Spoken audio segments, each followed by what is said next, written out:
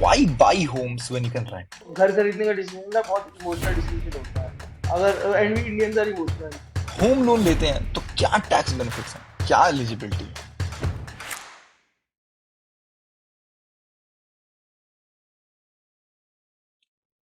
रोटी कपड़ा मकान, तीन बेसिक चीजें हैं एक इंडियन हाउस होल्ड की। एंड हेंस ना ग्रोइंग अप एक घर का सपना हर इंडियन के दिमाग में आता है।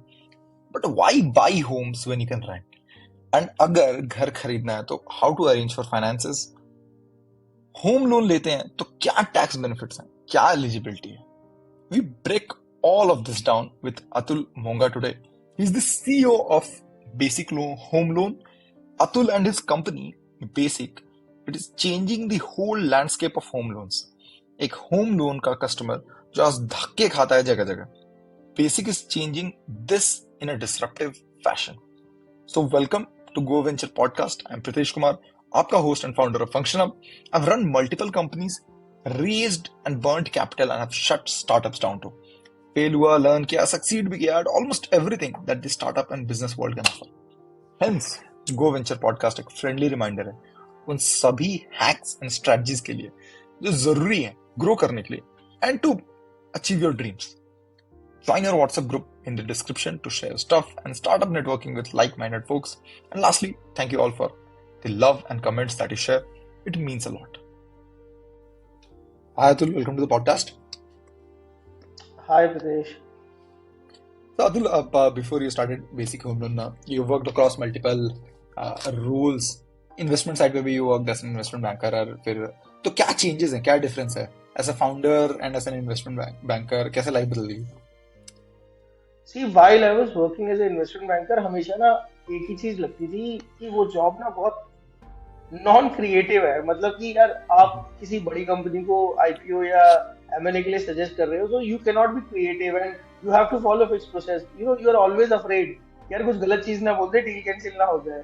But as a entrepreneur, as a startup founder, it's more creative. That आज कोई रात को सोते हुए आइडिया आया यार ये अपने चलेगा, तो you can experiment, you can try new things. That's actually complete difference in being a investment banker और बीइंग अ एंटरप्रेन्योर। वहां पे आपको फ्रीडम का कोई चांस नहीं है। मतलब I work as an analyst, as associate, तो आपको भाई ये होता था कि टेम्पलेट तक सेम बनी हुई है एक्सेल में कि यही यूज करनी है, आप उसमें चेंजेस नहीं कर सकते कि चार लोगों को समझ नहीं आएगी क्योंकि सब यही यूज कर रहे हैं आदि आनंद से। बट अब यहाँ पे यार you can do changes every day and that actually brings excitement to your job, that every day there is something new. Means if you worked on 2-3 deals earlier, तो वो चौथी पांचवी डील ना बोर लगती थी कि ठीक है यार यही काम करना है। But here daily there are new challenges, daily something new you are thinking. चीजें फटती है, चीजें बनती है, बट एंड में यार कुछ प्रोडक्टिव निकलता है। So that's the major difference I see in both the profiles. And but मतलब you have to set a process, right? हर दिन तो process तो बनाना ही है startup में भी. हाँ प्रोसेस बनाना है, बट कहने का मतलब ये है कि आज अगर मैंने कोई मान लीजिए, लाइक अब मैं अपने एग्जांपल अपनी बिजनेस से देता हूँ। We started as a broker, ठीक है। तो our brokerage is growing, it's growing well, we are doing good enough volumes every month। हर महीने there had not have been a single month जब हमारी वॉल्यूम डिप हुई हो। But then suddenly we saw that there is a big category of customers जो कि यार हमारे इनसे लोन नहीं ले पा रहे because they are not into formal segment, या वो अभी करंटली अंडर सर्व्ड है। तो अब अगर मैं किसी इन्वेस्टमेंट बैंक में काम कर रहा होता तो ये होता कि ठीक है यार कंपनी ग्रो कर रही है, हमारी स्ट्रेटेजी यही है, ये वर्ड आते हैं हर जगह। बट हियर वी सेड कि चलो यार रिस्क लेके देखते हैं। So we tied up with few banks into risk sharing arrangements, FLTC करो। So now we are on route to become a lender। So आप जो अब वो जो e ratio पर x वाली ग्रोथ देखना चाहते हो, उसके लिए you have another complete business being setting up। तो वो शायद आप वहां ना कर पाते और आप हमेशा ब्रोकर रह जाते। But now you can be a lender, may be tomorrow in next 10 years you become a bank also. So वो जो होता है ना, अब उसको बनाने के लिए प्रोसेस बनने लगेंगे। बट वो जो अब क्या बोलूं, वो जो क्या बोलते हैं किक आती है कि ठीक है यार we tried something and it is doing well, वो चीजें अलग है। Got it, got it. ठीक है. तो अतुल अभी ना मतलब one more thing that I want to touch upon is that you're working in Singapore, right? Plush job, nice, comfortable, right? Earlier, and उसके बाद you worked across Indian companies, and you've also now एक बहुत ही Bharat heavy product that you're building now, right? बहुत ही Bharat heavy company that you're building out now, right? हाँ जी। So, so मतलब what do you think? मतलब how do you think India का जो work culture है कैसे डिफरेंट है? मतलब प्रोज और कॉन्स में बात करते हैं. around the Indian work culture versus the work culture outside India? See, I'll say Indian work culture needs to be improved definitely, because people are more professional outside, and they give you space, and they help you also. India में अगर आप technically मुझसे पूछें तो मैंने किसी बड़ी company में काम नहीं किया है, अपार्ट फ्रॉम मेरे जैसे आई was working with Credit Suisse, तो कुछ महीनों के लिए मैंने मतलब किया था इंडिया में भी काम, बट मेजरली स्टार्टअप्स में ही काम किया है, but there is a complete difference that is there. People are more professional if they are taking some responsibility. They want to, if not excel, but then at least do it to the expectations. India में थोड़ा सा हो जाता है यार, थोड़ा सा कई इनफैक्ट कई स्टार्टअप्स में मैंने देखा है वो लाला वाला कल्चर अभी भी है कि अननेसेसरी वो एक हायरार्की वाला जो माइंडसेट है ना, वो इंडिया में नहीं जा सकता, वो अंग्रेज छोड़ गए हैं कि यार ये मेरा सीनियर है। एक सिंपल एग्जांपल देता हूँ कि मैं सिंगापुर में काम कर रहा हूँ, हांगकांग में कर रहा हूँ, मैंने कभी किसी को सर नहीं बुलाया, मतलब even the MD of the company I used to call him with his name and people prefer that. India में बुरा मान जाते हैं यार, तुमने सर नहीं बोला, ये बड़े अरे कंपनी के फाउंडर है, आपने इनको एक्सवाईजेड बोल दिया, एक्सवाईजेड सर क्यों नहीं बोला। तो वो चीजें जो है ना वो थोड़ा चेंज करने वाला है। और बट हाँ, एक चीज ये बोलूंगा कि one thing is good in India that people are more practical. थोड़ा सा जो मैंने पहले भी बताया था कि एक स्ट्रक्चर में बन के नहीं रहते हैं हमारे, वो बोल सकते हैं कि वी इंडियन का स्ट्राइटी होता है, रिवर्स इंजीनियरिंग ज्यादा करना जानते हैं कि कुछ चीज चल रही है तो उसके अंदर उसके हैक कैसे करे, उसको इजी कैसे बनाया, शॉर्टकट कैसे मारे, वो थोड़ा है। तो उस चक्कर में क्या होता है कि एफिशिएंसी आ जाती है कभी कभी, और कुछ नया ही अच्छा बन के आ जाता है। So that's actually a good thing also. But yeah, difference is there, complete difference. And again, it is coming from my perspective. I have not worked in big corporates in India. There might be something else over there. But in India, when I worked only in startups or small companies. तो And मतलब regarding ये product बनाने का या idea, please, या please. sorry, ये आप कह रहे थे भारत हैवी प्रोडक्ट। सी, भारत हैवी प्रोडक्ट नहीं, it is needed. If you see from plain economic side, home loans are very important. When you do a home loan, आप a piece of land comes into formal economy, उसके ऊपर एक title लगता है, उसके ऊपर एक वैल्यूएशन लगती है, उसके ऊपर एक लीगल स्टैंड पॉइंट लगता है, दैट ग्रोज इकोनॉमी। इंडिया में unfortunately mortgage penetration is very low, beyond 100 cities it is less than 1%। In fact top 5 states को अगर मैं देखूं, उसी में 80-90%, 80-90% मॉर्गेज हो जाता है। And it is very important that we should grow mortgages in India, and for the growth of the GDP only. True true true true. तो अगर आप देखोगे ना अतुल, तो होम लोन फाइनेंस सेक्टर में प्रॉब्ली सबसे ओल्डेस्ट प्रोडक्ट्स में से एक है, बट फिर भी आप बोल रहे हो कि बहुत ही low penetration, which is true, which is true. तो how are you guys innovating, या how are you guys trying to change that? Home loan में कैसे इनोवेट कर रहे हो आप? ओके, सी, होम लोन में ऐसा नहीं है कि we can not do it on a pan India basis. अगर आप देखें, there are around 110 120 housing finance companies in India, including banks who lend to the customers. They are looking for customer, but अभी तक जो था, जब मतलब if you see the old traditional way of doing business, क्या होता था, most of these banks और HFCs are dependent on their branches. So वो क्या करते थे कि अच्छा यहाँ पे ज्यादा डिमांड आ रही है, या यहाँ पे बिल्डर नए अपार्टमेंट बना रहा है, चलो उसके आसपास एक ब्रांच खोल देते हैं, so that we can capture the customer. ना उससे क्या हुआ कि पेनिट्रेशन ना एक जगह पे रिस्ट्रिक्ट रह गई। जैसे अगर आप देखें, इंडिया में सबसे ज्यादा होम लोन दिल्ली और मुंबई में होते हैं। Delhi Mumbai combined will be around 50-55% of total disbursements. तो उससे ना पेनिट्रेशन नहीं बढ़ा पा रहे हैं, आप नई जगह नहीं जा पा रहे हैं। देन बैंक्स ने कुछ इनोवेटिव किया, उन्होंने बोला चलो यार हम अपने एजेंट्स बनाएंगे, डीएसए मॉडल पे आ जाते हैं। तो उन्होंने डीएसए बनाने शुरू किए। नाउ वो डीएसए भी डिपेंडेंट ऑन ब्रांचेस। यार जब तक ब्रांच नहीं होगी, मैं फाइल फुलफिल कैसे कराऊंगा? So what we are doing is, and again, there will always remain a offline leg in mortgages because in India we don't have a database of properties.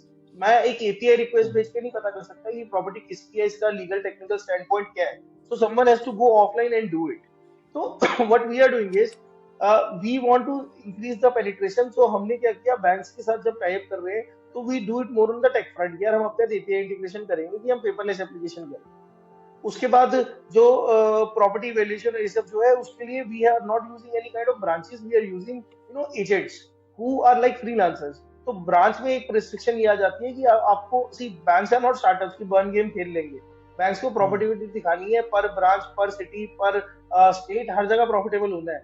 तो bank experiment नहीं करता. But with our agent led model we don't need branches. My agent with my app is the complete branch for the customer. They can qualify the customer for the right bank. They can do paperless logins. Then अभी obviously that thing needs a ecosystem change की mortgage evaluation के लिए government will have to make those kind of databases. But वो still अभी भी offline हो रहा है, इसीलिए हमारा मॉडल डिजिटल है. उसके बाद जो डिसबर्समेंट होती है वो मेरा एजेंट करा देता है. So that is the difference in our approach, that we are converting the fixed cost of branches into variable cost of agents. That's the simple equation of our business. Hmm. Got it. ठीक है. And all of these agents that work with you are mostly freelancers, right? Yeah, they have categories like, there are people who are chartered accountants, company secretaries, property dealers. We tie up with builders. We have our direct online sourcing also. Then we tie up with online players, digital property sales के जो portals है उनके साथ tie up है. So we have one funnel where we get the customers, and then after processing the application we give it to the DSAs in market for fulfillment. These DSAs have been doing home loans. So think of them like taxi drivers जो Uber Ola के time से पहले थे, कि वो हमेशा customer ढूंढते रहते थे. अब Uber and Ola is not created a single new taxi. उन्होंने किया क्या है, जो ऑलरेडी टैक्सी ड्राइवर थे उनको एक ऐप दे दी कि आपको कस्टमर मिलेगा इसमें. सेम चीज हम कर रहे हैं. There are people who know how to do fulfilment, so they do fulfilment, and on other side there are people who do referral, and we are the technology company in between connecting them both. And government कैसे कैसे support कर रही है Atul for home buying, मतलब mostly government for is very good. User? अगर आप देखोगे basically एक यूजर जब घर लेना चाहता है तो गवर्नमेंट स्कीम्स से कैसे बेनिफिट कर सकता है? इंडिया में गवर्नमेंट ने बहुत अच्छी स्कीम चला रखी है, not only for customer but also for builder and many other ecosystem players. Like customer के लिए, if you are affordable housing customer, तो अगर आप LIG, EWS या MIG वन कैटेगरीज में हो, तो गवर्नमेंट है प्रधानमंत्री आवास योजना, जहाँ पे आपको क्रेडिट सब्सिडी मिलती है, आपको प्रिंसिपल भी रिड्यूस करने के लिए गवर्नमेंट हेल्प करती है, एंड देन टैक्स बेनिफिट्स मिलते हैं. मतलब हर साल आप if you have taken a home loan तो आप प्रिंसिपल और इंटरेस्ट जो पेमेंट है उसका टैक्स बेनिफिट लेते ही हो. उसी तरह जो बिल्डर्स हैं, if they are building affordable housing projects, तो government give them tax benefits. Government have set up RERA to bring more clarity. Government has set up investment funds. मतलब अगर आप देखेंगे NHB जो नेशनल हाउसिंग बोर्ड है, they have funds to provide to these builders, because government will focus more on the bottom of the pyramid or people who are more needy. Government might not be that aggressive for high net worth individuals or high salary customers. They will be more interested for mid level customers or low income customers. तो उसके लिए government has made multiple plans. And means if you take home loan in India, it actually helps you a lot in taxation. It helps you a lot in building that asset for you. So government is supporting the ecosystem. तो अगर मुझे आज अतुल घर खरीदना है, कौन कौन सी scheme मुझे देखनी चाहिए? एक तो टैक्स बेनिफिट्स हैं, थोड़ा सा उस पर भी बताना. हाँ, तो अगर आप होम लोन लेते हैं तो आप पूरे साल में जो EMI दे रहे हैं उसमें एक पोर्शन आपका प्रिंसिपल रिपेमेंट होता है और एक पोर्शन आपका इंटरेस्ट होता है. तो under different sections you get 2 lakhs and 1.5 lakhs of tax rebate. In fact, affordable segment में तो आपको 50,000 की एक्स्ट्रा और रिबेट मिल जाती है. तो कुछ 4 लाख रुपए की आपकी इनकम जो है वो टैक्स फ्री हो जाती है. Got it. एंड मतलब if you talk about home loan eligibility, मतलब एक होम लोन अप्लाई करना है मेरे को, तो what is the basic eligibility for that? See, home loan is slightly different from personal loans, because अगर आप कोई और लोन देखते हैं, पर्सनल लोन हो गया, क्रेडिट कार्ड हो गया या फिर बिजनेस लोन हो गया, they mostly see your income profile, that how you are earning. But home loan के अंदर there is one more loop you can say of eligibility of your property. Now in India, if you go to different cities or states, you will find different type of properties. Like अगर आप we are in Gurgaon, तो गुड़गांव में एक major chunk of properties ग्राम panchayat property. या फिर अगर दिल्ली में आप देखें, एक नया कॉन्सेप्ट चल रहा है कितने सालों से कि that if you have a plot, तो उसके ऊपर लोग 4 फ्लोर बना देते हैं और उसको फिर एक एक करके बेचते हैं. Now there you don't do registry, you do GPA, general power of attorney. Now no bank, generally banks don't prefer those kind of agreements. Bank को चाहिए क्लीन रजिस्ट्री हो. तो उसके लिए हाउसिंग फाइनेंस कंपनीज है, हर टाइप के product के लिए अलग अलग है. तो when we see your eligibility, we at basic we not only match your financial profile, we also match your property profile. And if you go to our website, we are probably one of the only companies, and we started it. We were the first in the market where we introduced such kind of matching. So what we have done is we have taken the credit policies of the bank and we have digitized them into rule engines. So now when you come to me, we first match your financial profile, and then we also match your property profile. Property कैसी है, agreement कैसा है, and use कैसा है. जैसे कई bank है जो कमर्शियल प्रॉपर्टी प्रेफर नहीं करते, रेजिडेंशियल करते हैं. कई हैं जिनको इंडस्ट्रियल में ज्यादा इंटरेस्ट है, कई हैं जिनको रेजिडेंशियल में ज्यादा है. और उसके बाद हर बैंक अपने हिसाब से लोन टू वैल्यू देता है प्रॉपर्टी के बेसिस पे. तो वो एलटीवी एक अच्छी बैंक में गवर्नमेंट का रूल है, रूल की 70-75% से ऊपर नहीं जाएगा. इन अफोर्डेबल थोड़ा ज्यादा भी हो जाता है. बट कई बैंक है जो 50% पे रिस्ट्रिक्ट करते हैं based on the property. So वो सब बहुत सारे पैरामीटर्स हैं जो which we match digitally, and then we show you the offers. And now, since we are, running it across the credit policies of the bank, so our login to sanction rate is more than 75%. Got it. Got it. Got it. Got it. तो सी अगर ना eligibility पे तो हमने बात करी, but what about the decision to buy a house?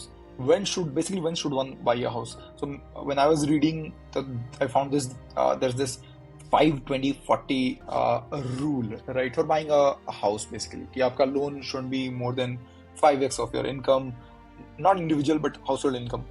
Tenure shouldn't be 20 years or should be 20 years or less, right? And EMI should be within 40% of your total income. And the golden rule for buying a house is that if you're going to buy one, buy it as early in your career as possible. You get enough earning years before retirement. Yeah. Also, as income increases in future, you can always pay additional amounts or prepay your EMIs if you want. But एक larger question रहता है, which is the debate on buying a house versus renting. What are your thoughts on it? यार देखो, घर खरीदने का decision ना बहुत इमोशनल डिसीजन होता है. अगर and we Indians are emotional. वो कहना कि यार buying versus renting, logically yes renting might make sense क्योंकि आप इन्वेस्टमेंट रिटर्न निकाल दोगे. तो उस लॉजिक से तो यार आपके माँ बाप बूढ़े हो जाए तो उनको ओल्ड एज होम में डाल दो. वहां पे उनकी केयर भी अच्छी होगी क्योंकि आप तो टाइम दे नहीं पा रहे हो और आपका खर्चा भी बचेगा. So these are emotional decision यार. इसको आप वैसे नहीं ले सकते कि मैथमेटिकली क्या बनता है. ठीक है. देखो, हर कोई अपने माँ बाप को ओल्ड एज होम में डाल देगा कि ठीक है वहां पे उनको केयर करने के लिए लोग भी मिलेंगे, हमारा पैसा भी बच जाएगा.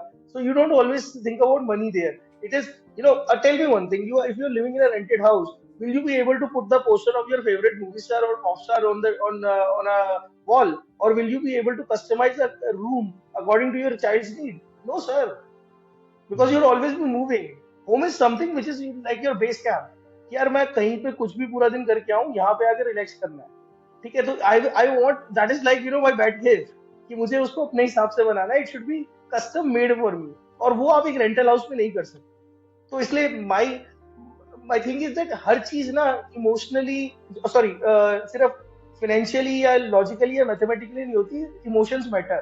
सो and it is true that you should buy the home in your career early. The reason is, there are many reason. First obviously देखो, प्रॉपर्टी प्राइसेस तो बढ़ेंगे, हमारी आबादी बढ़ रही है, रिसोर्सेज स्कार्स होंगे, उस land is one such resource. तो प्रॉपर्टी प्राइसेस बढ़ेंगे, जितनी जल्दी लोगे उतना सस्ता मिलेगा और उसका अपसाइड भी आपको मिलेगा. And again it, you don't know early in your career कि यार आप मतलब कि कितना बड़ा आदमी बनने वाले हो, कितना कमाने वाले हो. टुमारो तो अपसाइड आएगी, उसके बेसिस पे आप एक बड़ा घर भी खरीद पाएंगे. You might be ready to sell your house in future. And second benefit is कि यार होम लोन में ना government is done a very good thing कि आप अगर फ्लोटिंग रेट ऑफ इंटरेस्ट पे होम लोन लेते हो ना, तो प्रीपेमेंट चार्जेस जीरो है. तो आपको कभी भी अपना जैसे कोई बोनस आया या कुछ एक्स्ट्रा इनकम आई, you can prepay your principal. तो उसमें क्या है कि आप शुरू में ना आपकी एक हैबिट बन जाती है फॉर सेविंग. आप छोटी छोटी चीजें इनकम भी अपनी सेव करते रहेंगे, तो उसे प्रीपेमेंट करते रहिए, घर जल्दी बन जाएगा. And secondly, again the benefit in home loans in India is that you can customize your EMI. आपको टेन्योर बढ़ाना है, कम करना है. Suppose today you are in early part of your career, you are earning less salary, so आप tenure बढ़ा दीजिए कि EMI कम हो. और आगे चल के जैसे जैसे आपकी सैलरी बढ़ रही है, आप EMI थोड़ी थोड़ी बढ़ाते जाइए, टेन्योर अपने आप कम होता जाएगा. And similarly, you can play around with loan to value and all those things. And one more benefit is, suppose today you start your career and after 3 years you want some personal loan. Take a top up loan on your home loan only ना, because the personal loan you will get at around 13-14%. यहाँ पे आपको 8-9-10% पे home loan मिल जाएगा same amount, और immediately मिलेगा. तो आपके आगे भी एक फाइनेंशियल सिक्योरिटी बन जाती है कि ठीक है मेरे पास इतना लिमिट अवेलेबल है, because generally the money you are repaying that limit is always available to you.